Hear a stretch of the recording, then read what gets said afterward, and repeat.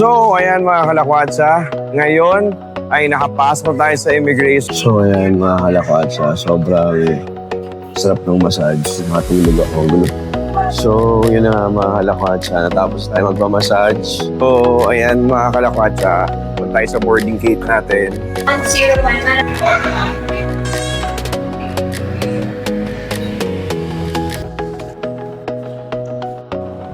So, mga kalakwatsa, nandito tayo ngayon sa Taipei. Pupunta muna ako ng train station.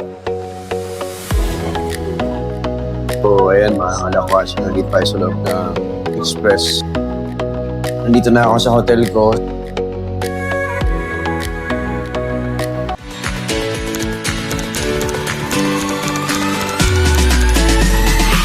So, ayan mga kalakwatsa.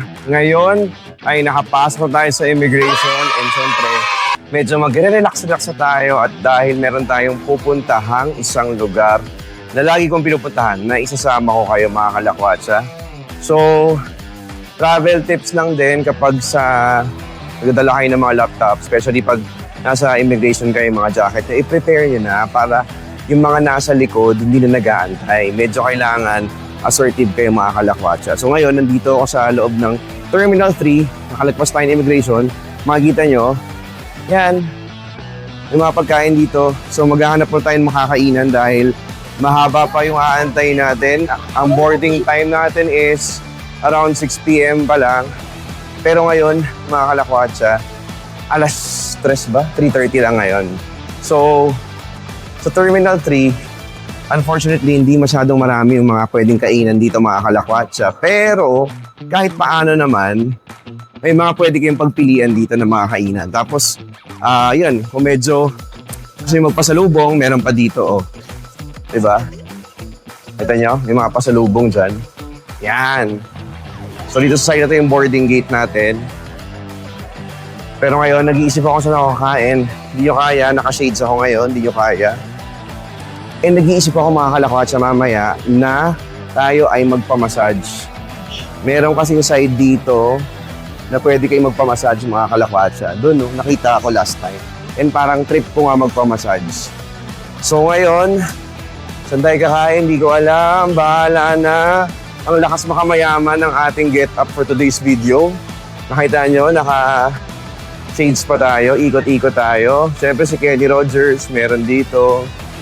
Pwede si Kenny Rogers kung gusto nyo kumain sa Kenny's na lagi kong kinakainan. Marami na ako ibang kinakainan dito. Mga pasalubong meron dito mga kalakwatsa. Yan. And syempre, si Tapa King. Yun o, Tapa King. Pero, parang gusto kong kumain ng Kenny Rogers at gutom na gutom ako. So in the meantime, haba pa naman yung oras. Let's try to explore. Dadalhin ko kayo ngayon saan? Dadalhin ko kayo ngayon sa isang flight from Manila going to Taipei. Isa mga pinaka-paborito ko, medyo OA tayo sa part na yun, pero okay lang. And from Taipei, pupunta tayo sa isa pang bansa na relax at chill lang. So, samahan niyo ako mga kalakwatsa. Itong bansa na to, yung visa-free ng South Korea, which is Jeju Island. Yun. So, ang ginawa ko from here, from Manila, kasi walang direct flight mga kalakwatsa, Manila to Taipei ako, Taipei to Jeju. Tapos balik ulit ako doon. So kung may time naman kayo, you can actually explore Taipei. Tapos afterwards, siguro kahit mga 1 day lang bago kayo mag-Jeju, pwedeng-pwede yun. Kung samahan nyo ako ngayon mga kalakwatsa sa pag-discover ng ating travel from Manila to Taipei to Jeju, South Korea. Iikot ko kayo mga kalakwatsa doon. Pero in the meantime, dahil gutom na ako, babalikan ko kayo. Kailangan ko muna kumain dahil habulin ko yung aking boarding. Babalikan kayo mga kalakwatsa. So ayan mga kalakwatsa, sobrang sarap ng massage. Nakatulog ako, gulo pa ng buhok ko. And medyo maaga pa naman, meron tayong mga 1 hour na flight. So sobrang galing. And may higaan dito. So ayan. So very comfortable naman. So in the meantime, siguro hanap tayo kung saan mo na pwede makatambay. Ang sarap matulog, promise. So yun, at least pwede nyo gawin to sa Terminal 3.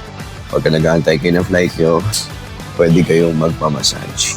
So yan, tapos na natin mga kalakwatsa sa... Hindi na ako anong pangalan eh.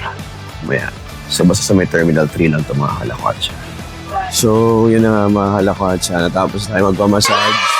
Finally, relax na relax tayo ngayon dahil mahaba-haba pa yung oras sa boarding natin. Pero syempre, grabe ang sarap matulog. Parang alam niyo yun.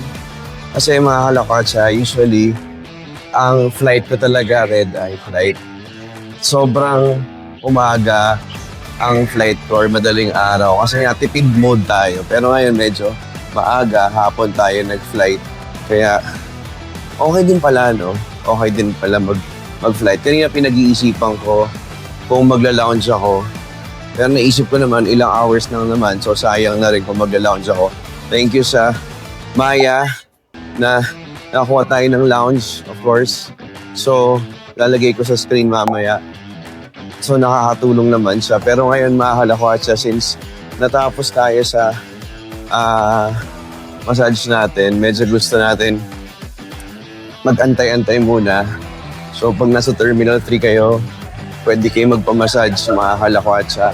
And ngayon, ikot-ikot muna ako dito siguro or coffee ako mga kalakwatsa dahil wala pa naman.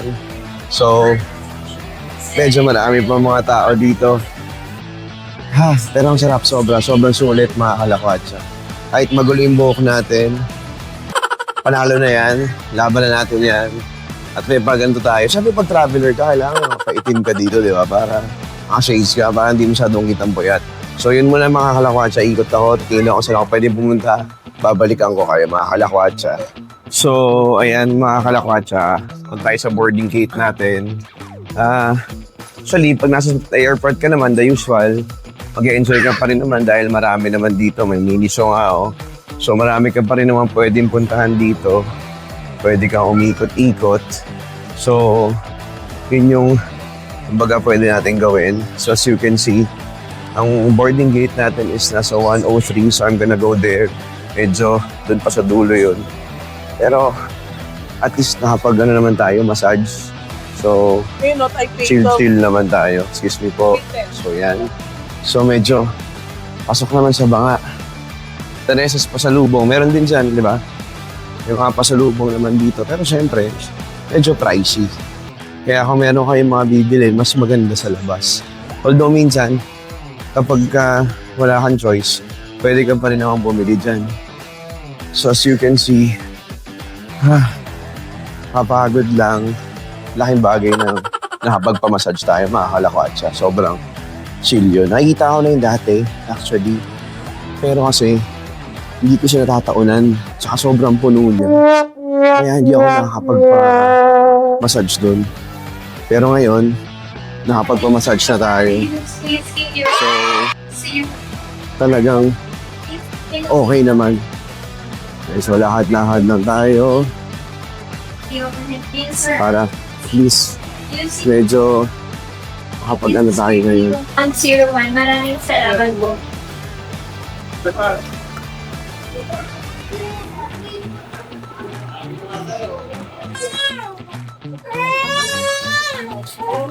The police board aircraft now away number 10. Ladies and gentlemen, for your comfort and safety, please use the stage rail. Sorry.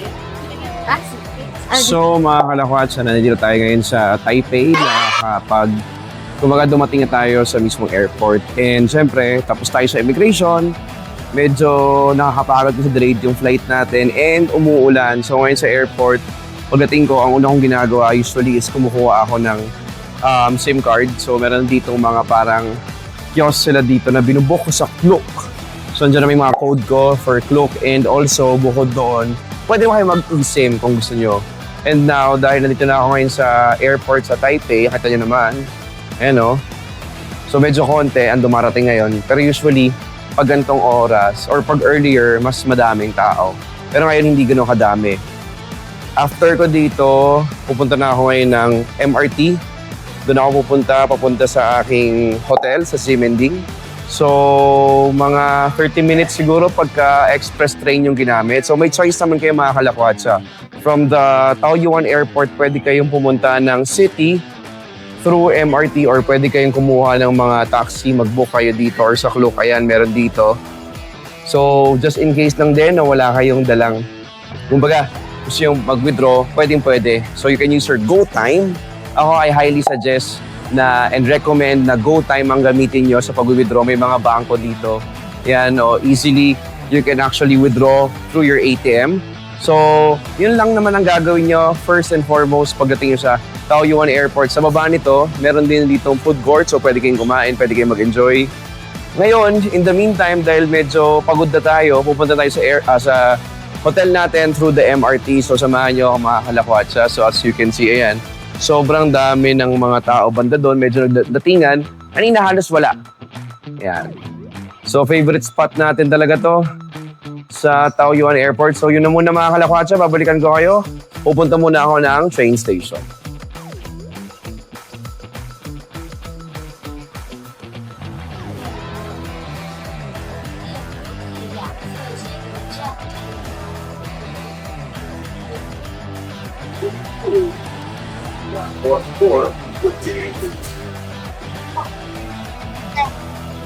So, ayan mga kalakwatsa, nandito tayo sa loob ng Express, Airport Express. Ayan.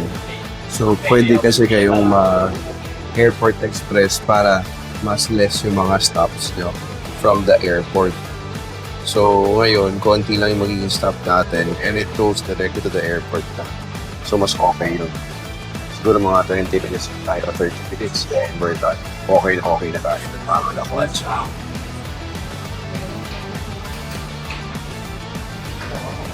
So, yun na nga mga kalakwatsa.